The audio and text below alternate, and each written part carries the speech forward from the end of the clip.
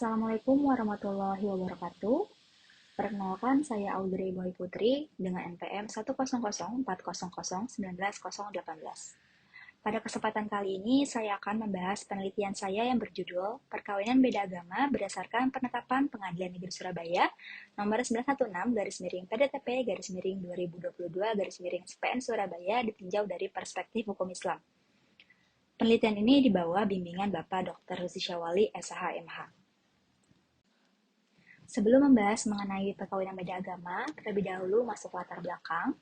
Pengertian perkawinan terdapat pada pasal 1 Undang-Undang Perkawinan yang menyatakan perkawinan ialah ikatan lahir batin antara seorang pria dengan seorang wanita sebagai suami istri dengan tujuan membentuk keluarga yang kekal berdasarkan ketuhanan Yang Maha Esa. Hal ini, ikatan lahir batinnya, tercantum dalam Al-Quran Surat An-Nisa ayat 1. Kemudian dalam kompilasi hukum Islam, pasal 2 yang menyatakan bahwa perkawinan adalah akad yang sangat kuat atau mustaqim ghalidon untuk menaati perintah Allah. Selain pengertian perkawinan, terdapat juga syarat sahnya perkawinan. Hal ini tercantum dalam pasal 2 ayat 1 Undang-Undang Perkawinan yang menyatakan bahwa perkawinan adalah sah apabila dilakukan menurut hukum masing-masing agamanya dan kepercayaannya.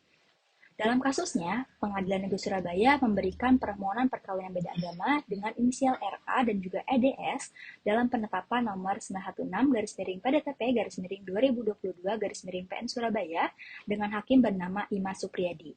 Dan permohonan ini diajukan ke PN Surabaya pada tanggal 13 April 2022 dan kemudian dikabulkan pada tanggal 26 April 2022.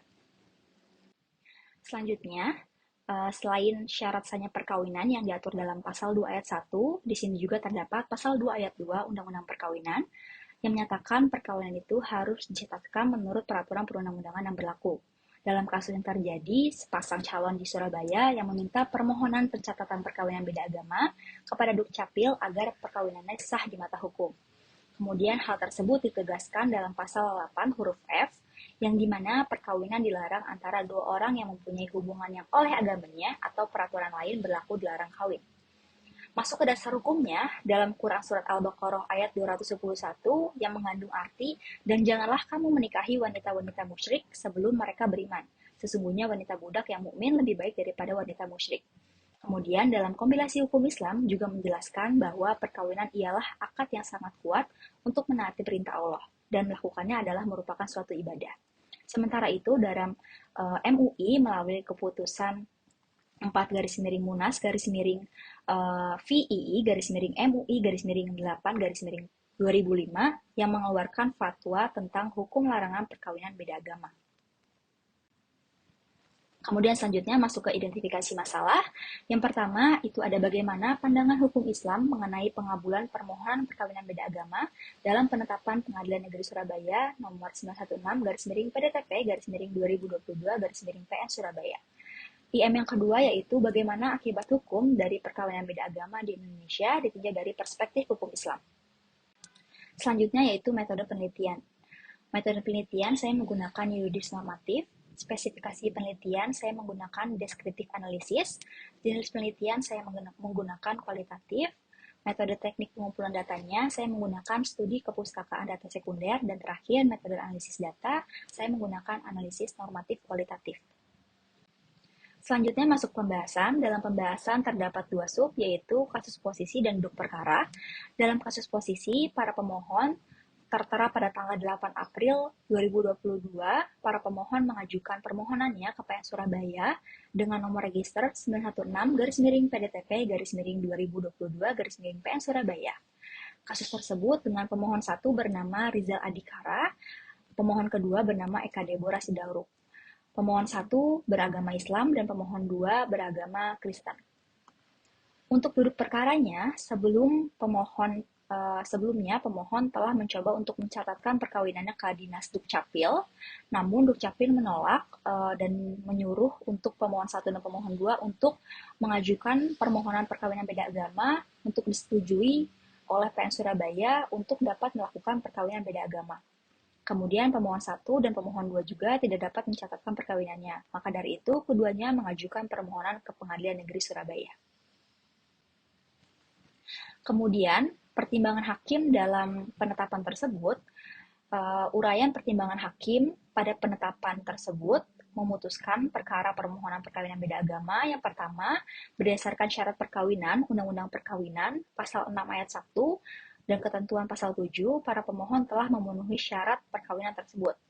Selanjutnya, pemohon perkawinan beda agama juga bukanlah suatu larangan pada pasal 8 huruf F Undang-Undang Perkawinan dan merujuk pada ketentuan pasal 35 huruf A Undang-Undang Nomor 23 Tahun 2006 tentang Administrasi Kependudukan, maka perkawinan beda agama merupakan wewenang PN untuk memeriksa dan memutusnya.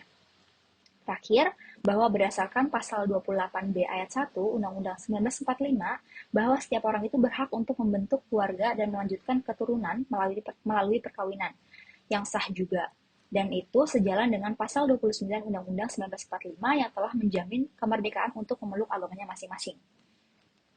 Dan ini juga terdapat dasar pertimbangan hakim, yaitu hakim bernama Imam Supriyadi, SHMH, memperbolehkan perkawinan beda agama antara Rizal Adhikara, pemohon 1, dan juga Eka Deborah, pemohon 2. Berdasarkan yang pertama, Undang-Undang 1945 pasal 27 yang menyatakan bahwa setiap warga negara itu mempunyai kedudukan yang sama dan hak asasi manusia sesuai dengan Undang-Undang Nomor 39 Tahun 1999 tentang HAM. Dan juga ini terdapat pada pasal 10 ayat 1. Yang kedua itu mengisi kekosongan hukum karena belum diatur secara tegas mengenai perkawinan beda agama di dalam Undang-Undang Nomor 16 Tahun 2019 junto Undang-Undang 1 Tahun 1974. Yang terakhir, yang nomor 3, berlandaskan putusan MA tentang pencatatan perkawinan beda agama.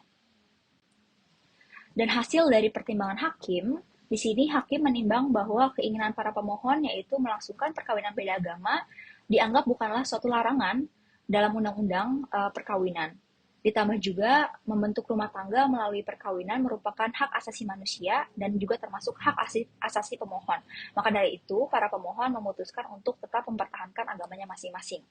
Dalam perkara ini, Majelis Hakim yaitu Imam Supriyadi menetapkan kepenetapan yang ditetapkan pada nomor penetapan 916 PDTP garis miring 2022 garis miring PN Surabaya, yaitu sebagai berikut. Yang pertama itu mengabulkan permohonan para pemohon. Yang kedua memberikan izin kepada para pemohon untuk melangsungkan perkawinan beda agama. Yang ketiga memerintahkan kepada pejabat Dukcapil untuk melakukan pencatatan perkawinan beda agama. Yang ketiga membebankan biaya para pemohon kepada para pemohon sejumlah 120.000. Dan dalam perspektif hukum Islamnya, di sini ada dua sub juga. Pertama ada pandangan hukum Islam, yang kedua ada akibat perkawinan beda agamanya. Dalam pandangan hukum Islam, dalam dasar pertimbangan hakim, jika dilihat dari pandangan hukum Islam membicarakan mengenai perkawinan beda agama, yaitu terdapat dalam pertama surat Al-Baqarah ayat 221, kemudian surat Al-Maidah ayat 5, dan Quran surat Al-Mutahanah ayat 10. Dalam kompilasi hukum Islam, yang isinya adalah masalah perkawinan beda agama yang terdapat pada pasal 40 huruf C dan pada pasal 44 adanya larangan perkawinan beda agama. Pada pasal 61, 61 bahwa tidak sekufu dengan agama yang berbeda, maka perkawinan tersebut dicegah. Permohonan perkawinan beda agama antara para pemohon dalam pandangan Islam dianggap tidak memenuhi rukun dan syarat perkawinan, karena dalam agama Islam terdapat larangan perkawinan beda agama. Selanjutnya yaitu akibat perkawinan beda agamanya. Akibat hukum perkawinan beda agama diantaranya yang pertama ada aspek yuridis, yaitu mengenai keabsahan perkawinan beda agama tersebut dalam undang-undang harus sesuai agama dan kepercayaan masing-masing. Yang kedua yaitu aspek psikologis, mengenai keyakinan dan akibat kepada keturunannya. Dalam pandangan hukum Islam, larangan perkawinan beda agama didasarkan atas pertimbangan dampak negatifnya lebih besar yang akan mempengaruhi terhadap keluarganya.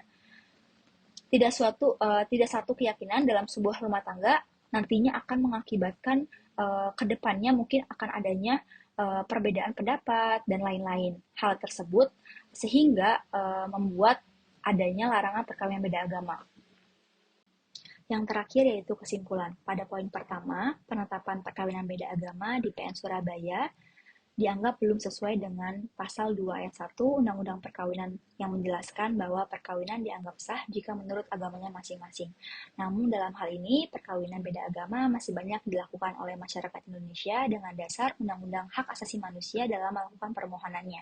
Seperti yang terjadi pada kasus ini, yang dimana HAM dan juga jurisprudensi nomor 1400 K garis miring PDT garis miring 1986 juga menjadi presiden bagi hakim dalam memutus perkawinan beda agama. Poin kedua yaitu akibat hukum perkawinan beda agama dalam hukum Islam, yaitu perkawinan dianggap tidak sah dan juga hukumnya haram. Hal ini tercantum dalam surat MUI nomor 4 garis miring Munas garis miring PII garis miring MUI garis miring 8 garis miring 2005 tentang perkawinan beda agama, tentang larangan dan hukumnya juga haram. Sekian pemaparan dari saya, kurang lebihnya mohon maaf. Billahi taufik wal hidayah. Wassalamualaikum warahmatullahi wabarakatuh.